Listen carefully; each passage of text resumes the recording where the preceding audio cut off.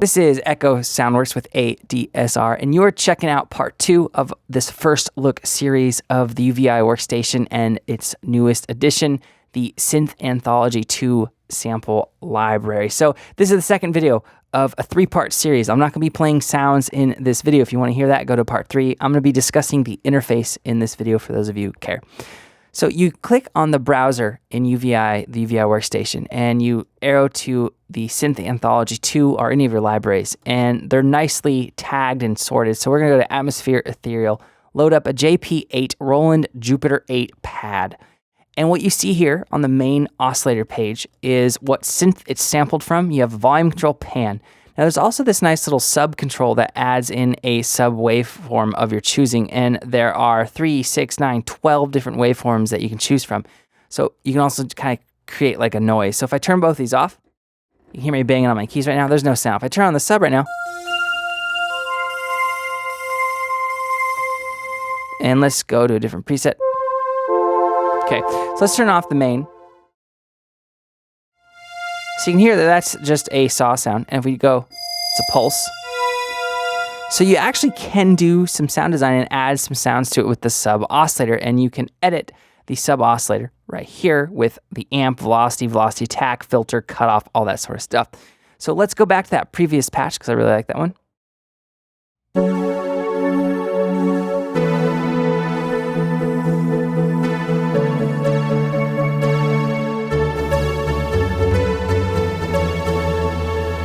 Right, so it's modern sounding, which is really cool, and that's partly because of the effects. So, like I said, you have volume and pan on the main, and that's going to control the actual sampled bass element. And then you have the sub, and you can, of course, turn that off to get more of like the true to character type sound.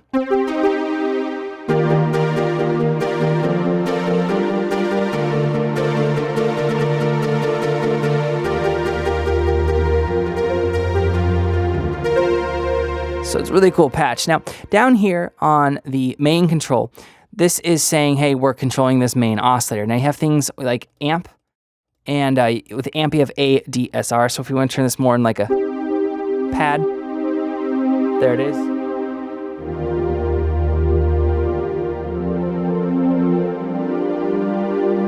You have decay, sustain, release, basic stuff. Don't have to talk about that. You also have a velocity control. Right, and we can turn different elements up with having the velocity on. Now you have velocity and attack, and let's turn that on. So if I hit it really hard, there's a short attack. If I hit it really light, it's the long attack. Now, it's really cool to have that option. You also have a filter, and you have 3 different filter types here. You have low pass, band pass, and high pass, and a cutoff knob, as well as resonance.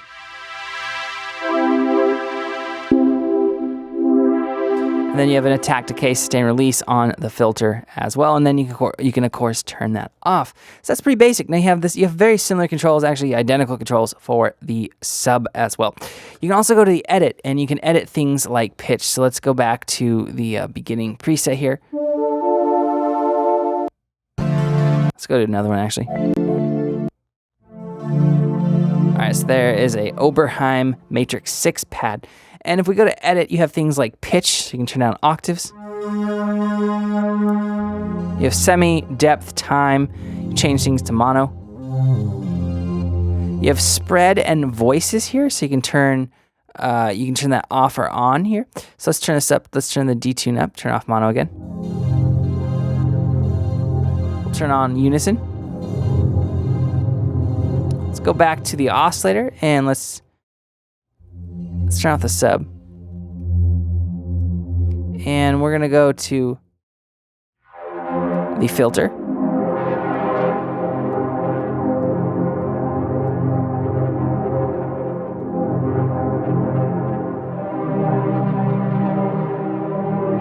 Right, so we've changed the sound quite a bit. Let's turn on the unison again, turn up the spread.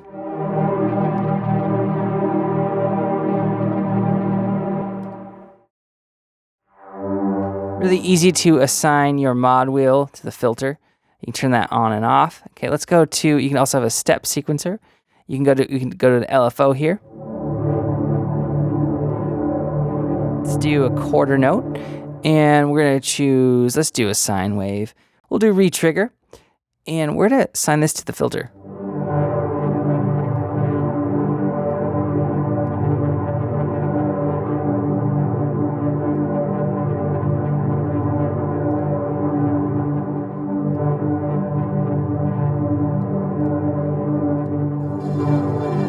We can bring it back, and we can also assign that to the sub. And there it is. And you also have the effect control, and you have bit crusher, you have chorus, you have spark verb, drive, phaser, and delay. So let's go to a different preset here. Let's go to like a bass, because they shouldn't be drenched in effects like reverb and delay, right? Let's go to effects, and you can just turn them off and on. So when they're not illuminated, they're off. So now all of them are off.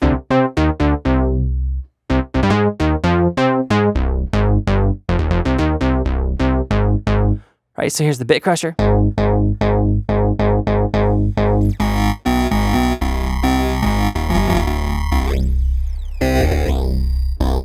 Okay, let's turn on chorus.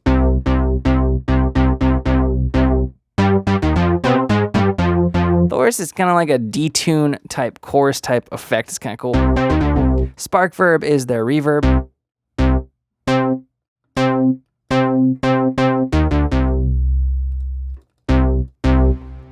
Okay, now to get spark verb on, you hear that there's nothing happening, right? But if we go down to delay and turn on delay, they kind of work hand in hand.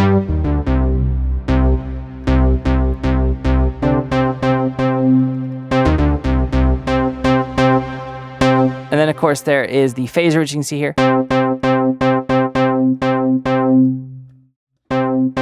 And a drive. So there are a lot of effects, and let's go back to the effects tab here. And the effects sound really good. I mean, this is a bass. There shouldn't be a lot of reverb on a bass unless you want to get things really open, but having all these effects for things like leads and all that really helps bring these old school sounds into a modern environment.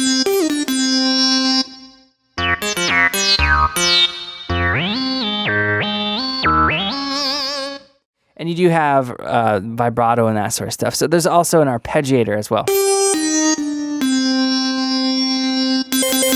And you can just turn that on for either the main oscillator or the sub oscillator. And let's turn the speed down on this to a quarter note.